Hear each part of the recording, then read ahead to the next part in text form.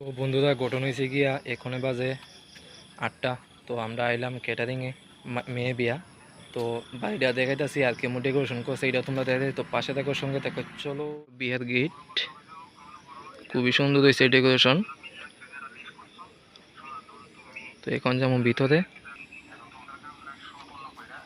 এর হলো ছেলে মেয়ে, মেয়ে বিয়ে আজকে।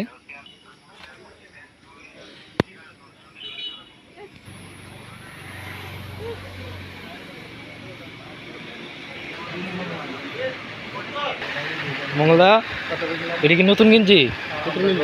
আচ্ছা যাক, ওখানে কালারটা খুবই সুন্দর।